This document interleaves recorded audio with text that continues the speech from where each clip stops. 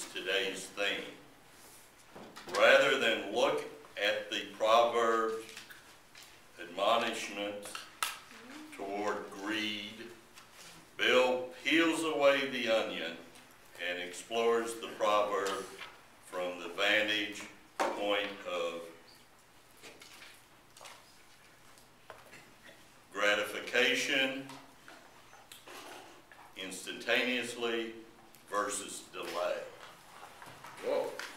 It's a 6 to 8 minute speech. Our prodigal son comes forward.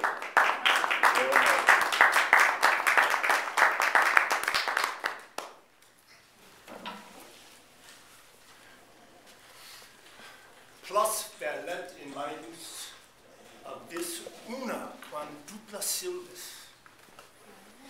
Latin, circa 1350.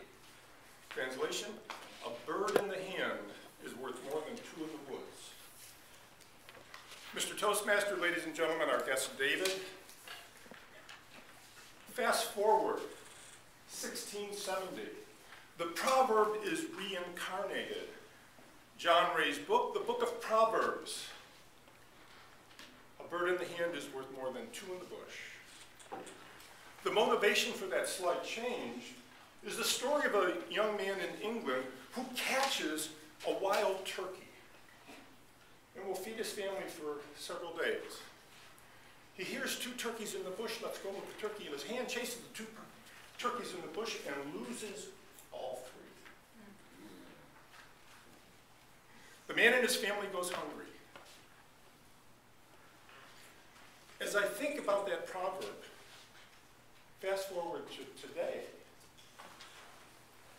I choose not to look at the proverb through the lens of greed, its obvious lesson, but from a different perspective. Gratification. Instant gratification, the bird in the hand, versus delayed gratification, the two in the bush. And with the cornucopia quite full today, the risk of starvation has been mitigated. And we face choices today of gratification. Instant gratification or delayed gratification. And as I think about the proverb today, I come to the conclusion that postponing gratification may be a better decision. And in Table Topics this morning, Brent said that we should search for the obvious or the hidden dollars rather than pick up the obvious instant gratification of the dime. Now, would you agree that that decision, instant gratification or postponing gratification, is a choice that you make with consequences and risk? And we are responsible for those choices. Agreed? Yep. Agreed. Society is saying today, no, you're not responsible. We are. And I don't agree with that decision. And I know you're sitting there thinking, my gosh, Murray, how are you going from a guy in England in the 1600s chasing two birds in a bush to the ills of society today? Well, for me, that's easy. Now watch and listen as I try and pull that rabbit out of the hat. Consider a young man today. He's in high school, having a good time. Eddie Murray. And he wants to continue having that good time. Pick up the dimes. And he has a choice to make. Leave high school or graduate, get a job, get money, meet girls, have a good time, buy a fast car, a Mustang, or he can delay the gratification, go to college, and prepare himself for a more fulfilling life. He chooses to leave high school, gets a job, gets money, has a good time, buys a car, buys a house, and fills it with furniture. Now, I submit to you, those are choices he made. Now, me, I chose to go to college, meet girls, and have a good time. But we both made choices. Now, let's follow our young man. He buys the car, buys the house, fills it with furniture, he's out partying, having a good time. The economy turns down and he loses his job. His choices, consequences of that choice. His society is saying, no, you can declare bankruptcy. Now, bankruptcy laws were promulgated in the 1600s in England to protect debtors who would go to prison or be sent to America to fight the Indians. Served a good purpose. But today, our young man can declare bankruptcy, keep his house and his car. We're responsible. We'll take care of the debt.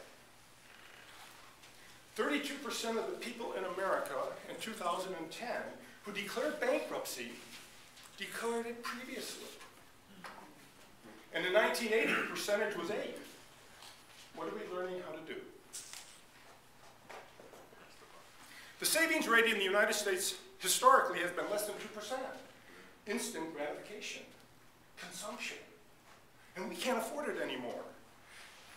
China in 2008 held $980 billion of US debt. They're financing our vacations, our Medicare, and our Social Security. December 2010, the number had been reduced by $160 billion to $820 billion. China is saying, no more. We don't want your cheap dollars. You're responsible because we don't need your consumption anymore. We've got it in China. We can no longer afford this. In 2008, a young man in Houston wanted to go on a joyride in his parents' SUV. I don't want to wait for my license. I want it now. Goes out, picks up 5 of his friends, crosses a railroad track, gets hit by a train, all 6 of them are killed. Who's responsible for that decision? Lawsuit, railroad pay each of the families $1 million. Who's responsible? We are learning that we're no longer responsible. And I object. I ask you to consider the wiser decision to postpone your gratification. Teach your children that lesson. It's an important lesson because the United States, we can no longer afford to finance your vacation, to finance your home. And China won't do it. So can you afford it? We will no longer pay for your hip replacement, your liver transplant, your cure for cancer, or your medication for heart disease. And if we can't afford it, can you? It's your choice. 2 in the bush is a better decision.